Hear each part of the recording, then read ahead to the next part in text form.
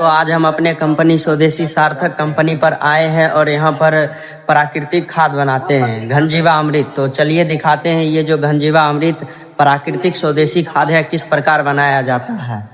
तो नमस्कार दोस्तों, देख सकते हैं आप लोग यहाँ पर स्वदेशी प्राकृतिक खाद तैयार किया जा रहा है और हमारे साथ श्री क्रांतिकारी राहुल जी एवं प्रवक्ता श्री क्रांतिकारी अमित जी हैं।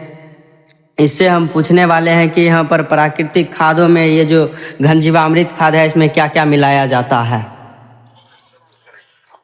तो आप अपने हाथों में देख लीजिए ये क्या है, बताइए क्रांतिकारी श्री राहुल जी। अभी जो अमित जी डाल रहे हैं ये क्या है?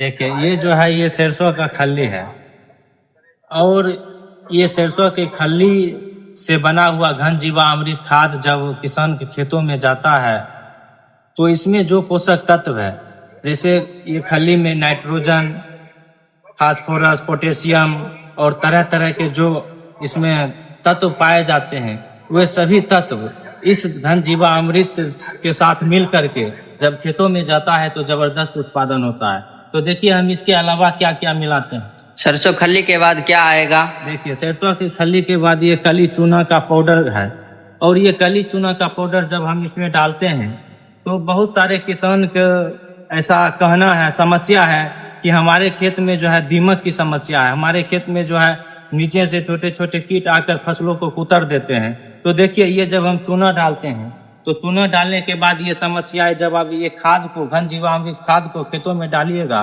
तो दीमक की और खेतों में जो कीड़ा मकोड़ा लगता है उसकी समस्या खत्म होगा और इससे सबसे भरपूर मात्रा में कैल्शियम पौधों को प्राप्त होगा। और यहाँ कली चूनों के बाद क्या आएगा?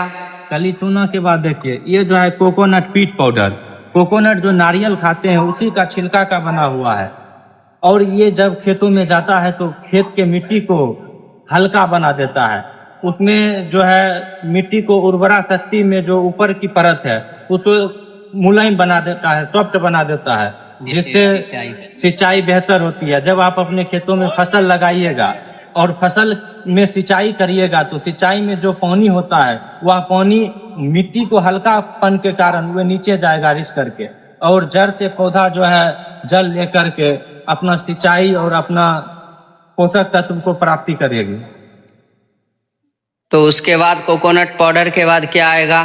कोकोनट पाउडर के बाद देखिए नीम खल्ली, नीम की खल्ली जो है आपके फसल के जड़ों में जो कीटाणु।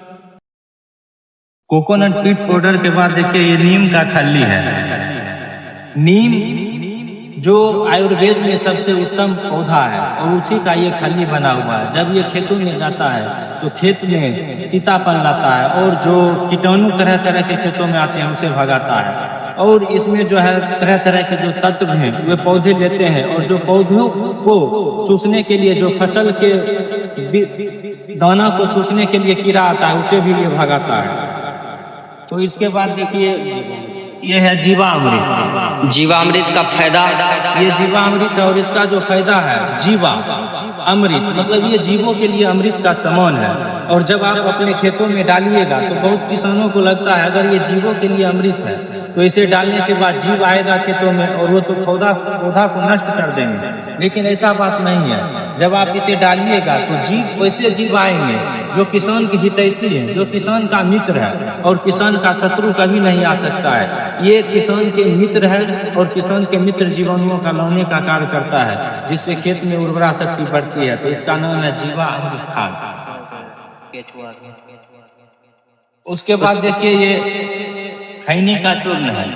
खैनी का चूर्ण खेतों में डालने से क्या फायदा मिलता है? इसे खेतों में डालने के बाद जो खेतों में तरह तरह के किसान के शत्रु कीटाणु आते हैं और खास करके वैसे कीटाणु जो पौधे के बड़े होने के बाद जड़ को काट करके पौधे को सुखा देते हैं, तो जब हम ये खैनी के चूर्ण डालते हैं तो उस समस्याओं से किसान जो है राहत पाते हैं। लेकिन तब राहत पाएंगे जब आप इस खाद का प्रयोग करेंगे। सुनने से आप जीवन में कभी भी राहत नहीं पाएंगे, तो सुनिए और प्रयोग करिए। या तो आप यहाँ से ले जाइए, स्क्रीन पर जो नंबर दिया हुआ है उस पर फोन करके, या आप घर पर बनाइए।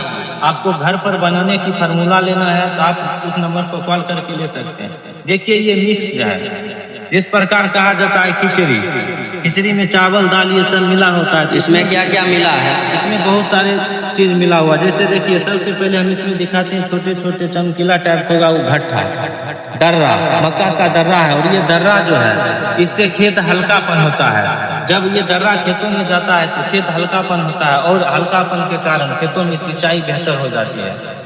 उसके बाद देखिए इसी में नीम का खल्ली, अंडी का खल्ली, अरंडी का खल्ली, सरसों की खल्ली, चुन्न इत्यादि ये सब मिला हुआ है। ये सब खेतों को उर्वरा शक्ति बढ़ाएगा, क्योंकि जब तक खेत में उर्वरा शक्ति नहीं बढ़ेगी तब तक खेत में पौधा जो है, खेत में जो फसल है वह सही ढंग से नहीं हो पाएगा। क्योंकि हमें पौधा को ताकत नहीं देना है, हमें मिट्टी को ताकत देना है। मिट्टी में ताकत रहेगी तब जाकर जो हम बीज डालेंगे वह बीज सही ढंग से हो पाएगा। क्योंकि कहा जाता है कि जब बच्चा गर्भ में पलता है तो गर्भ में पल रहे बच्चे को माँ से पोषक तत्व मिलता है। अगर माँ ही बीमार पड़ जाए तो बच्चा भी बीमार ही रहेगा और सदा बीमार रहेगा। उसी प्रकार खेत एक माँ की तरह है और इस खेत में, इस मातृभूमि पर, इस जमीन पर, इस मिट्टी पर उपजने वाला पेड़ पौधा, उपजने वाला फसल ये एक बच्चे का समान है। ये पेड़ पौधे, ये फसल तब सुरक्षित और तब मजबूत रह सकते हैं जब हम मिट्टी को ताकतवर बनाएंगे। तो दोस्तों, किसान भाइयों, आप स्वदेशी तरीका से खाद बनाकर या स्वदेशी तरीका से स्वदेशी सार्थक कंपनी से खरीदकर अपने खेतों में जरूर प्रयोग करें। क्योंकि जो urea, DAP, potash, lindane, chlorpyrifos आप अपने खेतों में डालते हैं उससे तरह तरह की बीमारियां होती है। जय हिंद, जय भारत। अभी आप लोगों ने देखा कि हमारे साथ क्रांतिकारी श्री राहुल जी और क्रांतिकारी श्री अमित जी जो प्राकृतिक घनजीवा अमृत खाद बना रहे थे, वो कैसे बनाया जाता है, वो जो प्रक्रिया था वो आप लोगों को दिखाया गया। तो मैं इस वीडियो के तहत आप लोगों से यह निवेदन करना चाहता हूं कि आप अपने खेतों में रासायनिक खादों का प्रयोग ना करें। रासायनिक खाद प्रयोग करने से हमारी मातृभूमि बंजर होती है। इसके जगह पर आप अपने खेतों में घनजीवा अमृत, प्राकृतिक खाद तथा जैविक खादों का प्रयोग कर सकते हैं ताकि हमारी मातृभूमि स्वस्थ रहे। थैंक यू, धन्यवाद।